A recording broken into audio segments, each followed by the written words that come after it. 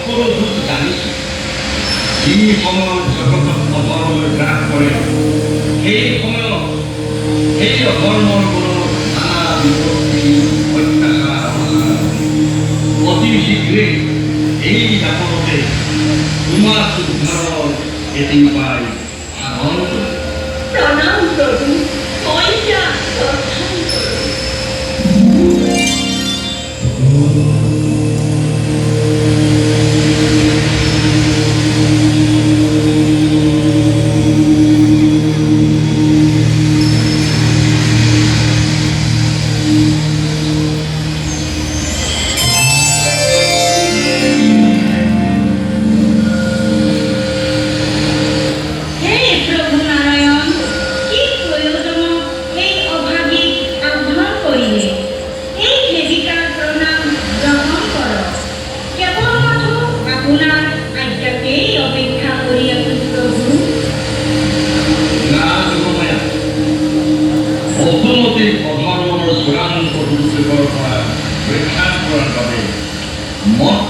এক নতুন ধৰ্ম সংস্থাপনৰ প্ৰয়োজন হৈছে। এই দাপৰতে মই এক নতুন অৱতাৰ গ্ৰহণ কৰিম। এই কৰ্তব্য সম্পাদনত মোৰ কি দায়িত্ব হ'ব প্ৰভু? না, তুমি তোমাৰ মায়াৰ বোলেৰে মৰ্তকীৰ সপ্তম গৰ্ভস্থ গুণ গ্ৰহণ কৰি দেৱীৰ অধীৰ গৰ্ভত স্থাপন কৰিবা। এনেদৰে দৈৱতীৰ গৰ্ভস্থ সপ্তম সন্তান অংশৰ আৰু তুমিও ইয়াৰ পাছত গৈ যশোদাৰ গৰ্ভ স্থিতি হোৱা।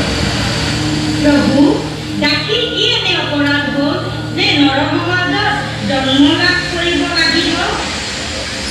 কেৱল তুমিয়েই নহয় না, ময়ো এইবাৰ কৃষ্ণ ৰূপে দৈৱতীৰ গৰ্ভত অষ্টম সন্তান ৰূপে জন্ম ল'ম।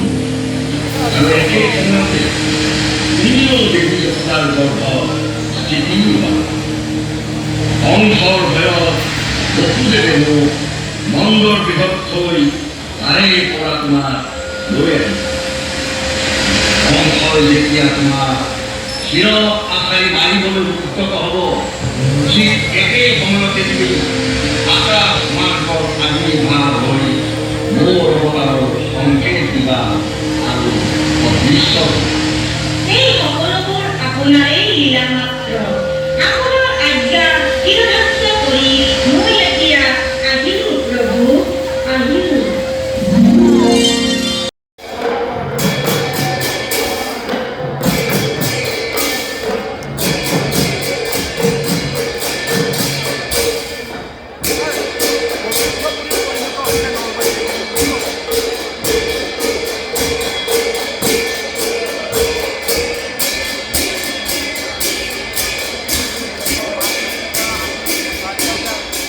আমি মাজুলীত যি কথা দেখি থাকোঁ, এয়া আজি নলবাৰীত দেখা পাইছোঁ। আমি মাজুলী যেন নলবাৰীলৈ গুচি আহিছে আৰু নলবাৰী যেন আকৌ মাজুলীলৈ গুচি গৈছে, নলবাৰী মাজুলী যেন একেকাৰ হৈছে, আমাৰ এই ভাৱ মনলৈ আহিছে।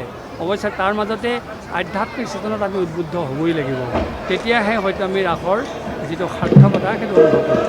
ৰাস বুলি ক'লে নলবাৰীৰ চিনাকি, নলবাৰীৰ ৰাস কেনেকুৱা লাগিছে আপোনাৰ?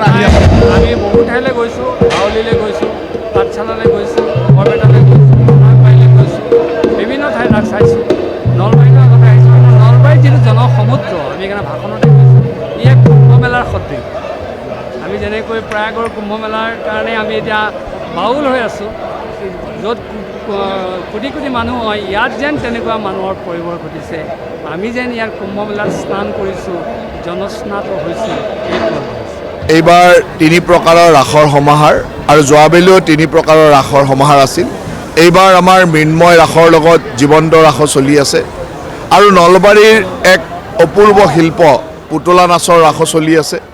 এইবাৰ নলবাৰীৰ শিল্পীসকলে জীৱন্ত ৰাস কৰিছে। আমাৰ শ্ৰদ্ধাৰ পীতাম্বৰ দেৱগোস্বামী প্ৰভু ঈশ্বৰ ডাঙৰীয়া ইয়ালৈ আহিছে, এই ৰাস উদ্বোধন কৰিছে আৰু তেখেতে এতিয়া ৰাস চাব। আমাৰ নলবাৰীৰ শিল্পীয়েও কি ধৰণে জীৱন্ত ৰাস বা অভিনয় ৰাস কৰিছে তেখেতে চালে নিশ্চয়কৈ তাৰ ভুল ত্ৰুটি ওলাই পৰিব বা কিবা থাকিলে তেখেতে পৰামৰ্শ দিব। মই অত্যন্ত আনন্দ অনুভৱ কৰিছোঁ যে আউনীআটী সত্ৰৰ সত্ৰাধিকাৰ প্ৰভু ঈশ্বৰে এনেকৈ আহি নলবাৰীৰ ৰাসক সকলোকে উৎসাহিত কৰিছে আৰু এইকেইটা দিন কৃষ্ণ ভক্তিত এই নলবাৰী বৃন্দাবন সদৃশ হৈ পৰিছে আৰু ইয়াত আহি প্ৰভু ঈশ্বৰ ডাঙৰীয়াৰ পদাৰ্পণে আমাক আৰু অধিক আগবঢ়াই লৈ গৈছে। গতিকে মই আশা ৰাখিছোঁ যে সকলোৱে ২৭ তাৰিখলৈ চলিবলগীয়া এই ৰাস মহোৎসৱলৈ আহক আৰু বিভিন্ন দিশ ইয়াত চাই যাওক। অকল এয়া এক আধ্যাত্মিক অনুষ্ঠান নহয়, বৌদ্ধিক, সাংস্কৃতিক, অৰ্থনৈতিক সকলো দিশ সামৰি আমি এই ১৩ দিনীয়া এই ৰাস মহোৎসৱ উদযাপন কৰিছোঁ। গ্ৰন্থমেলাৰ পৰা বাণিজ্য মেলাৰ পৰা ভাৰত মাতা পূজনলৈকে সকলো ধৰণৰ ব্যৱস্থা ইয়াত কৰা হৈছে আৰু সকলোৱে আহি সকলো দিশ ইয়াত প্ৰতিফলিত কৰিছোঁ। নলবাৰীৰ স্বাভিমান, নলবাৰীৰ গৌৰৱ ৰাসে সকলোকে আকৃষ্ট কৰিব বুলি ভাবিছোঁ আৰু সকলোকে ইয়ালৈ নিমন্ত্ৰণ জনাইছোঁ। আপুনি বিচৰা বাতৰি পাব কেৱল নিউজ 18 এপত। নিউজ 18 এপ ডাউনলোড কৰিবলৈ স্কেন কৰক এই QR কোড। গুগল প্লে ষ্টৰতো পাব এই নিউজ 18 এপ।